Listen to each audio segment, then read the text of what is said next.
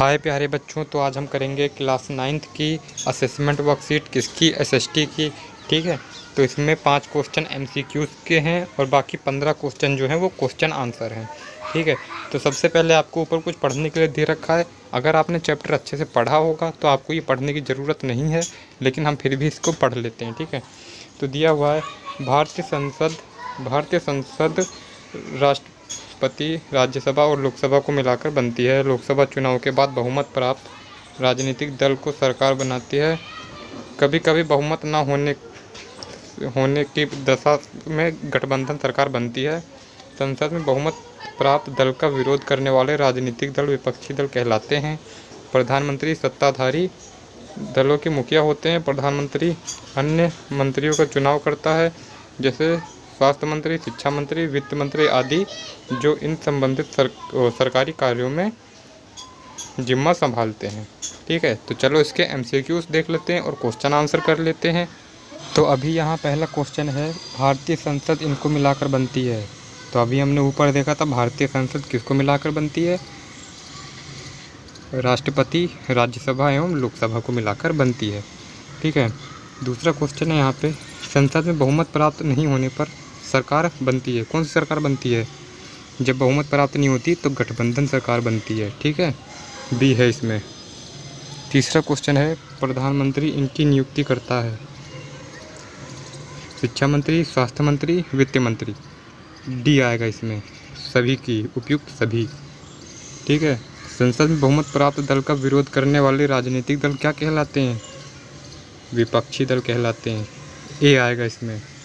और पांचवा क्वेश्चन है आपके पास, सरकार में सत्ताधारी दल का मुखिया कौन होता है? ये बात आप सभी को पता है, प्रधानमंत्री। ठीक है, अब चलो कर लेते हैं लॉन्ग आंसर, यानी कि जो हमारे बड़े आंसर है उनको।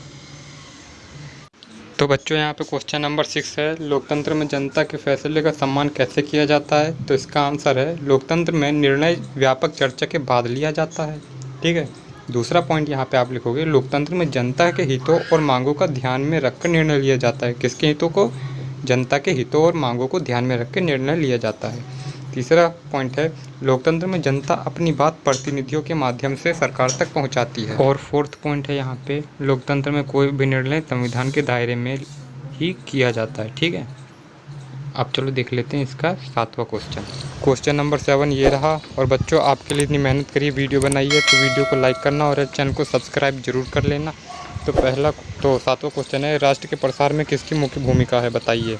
तो बच्चों, पहला है समाज सुधारकों के कार्य, ब्रिटेन की शोषणवादी नीतियाँ, अंग्रेजी भाषा का प्रचार, शिक्षित माध्यम वर्ग का उदय, गांधी जी आदि राष्ट्रीय नेताओं का योगदान। ठीक है, अब चलो 8वां क्वेश्चन भी देख लो यहाँ पे, जनता जब वोट डालती है तो कौन कौन सी बातों का ध्यान रखना चाहिए? तो बच्चों, इसका आंसर है, हमें शिक्षित प्रतिनिधि का चुनाव करना चाहिए, हमारे प्रतिनिधि समाज सेवा का भाव होना चाहिए। ठीक है, समाज सेवा का भाव होना चाहिए, और हमारा प्रतिनिधि ईमानदार होना चाहिए, और हमारे प्रतिनिधि में देशभक्ति की भावना होनी चाहिए। ठीक है बच्चों, अब चलो देख लेते हैं 9th क्वेश्चन। 9th क्वेश्चन है यहाँ पे हमारे सामने। ठीक है, क्वेश्चन कह रहा है, 17वीं सदी में आए यूरोप भारत में राजनीतिक शक्तियाँ कैसे बन गए, वर्णन कीजिए। ठीक है, तो पहला पॉइंट है, यूरोपीय कंपनियों में अपने व्यापारिक हितों के लिए आपसी संग्रह होता है, जिसने ब्रिटेन विजेता बनकर निकले। दूसरा है, अपने व्यापार के संरक्षण तथा सुनिश्चित करने के लिए और भारतीयों ने एकता के अभाव के कारण ईस्ट इंडिया कंपनी से अपना प्रभाव का निर्णय लिया। तीसरा है, मुगल वंश में पतन के बाद ब्रिटिश ईस्ट इंडिया कंपनी के लिए फूट डालो और राज करो की नीति के साथ राजनीतिक शक्तियाँ बनना और आसान हो गया। मतलब जब मुगल वंश ख़त्म हो गया तो ब्रिटिश जो ईस्ट इंडिया कंपनी थी उसका नारा क्या था, वो ये चाहती थी कि हम इनके भारतीयों के बीच में फूट डालें और अपना राज करें इन पर। ठीक है, अब चलो देखते हैं आखिरी प्रश्न, यानी कि 10वां क्वेश्चन। तो बच्चों, 10th क्वेश्चन है, संसद में सभी वर्ग के समुदाय के लोगों की राजनीतिक हिस्सेदारी के लिए क्या प्रयास किया गए, बताइए। तो पहला प्रयास जो किया गया, संसद में सभी वर्गों के समुदाय के लोगों की राजनीतिक हिस्सेदारी के लिए आरक्षण की व्यवस्था की गई। ठीक है, मतलब सबको आरक्षण दिया गया। कुछ सीटें अनुसूचित जाति तथा अनुसूचित जनजाति वर्ग के लिए आरक्षित की गई। ठीक है, और तीसरा है, वर्तमान में अनुसूचित जाति के लिए 84 तथा अनुसूचित जनजाति के लिए 47 सीट लोकसभा में आरक्षित की गई।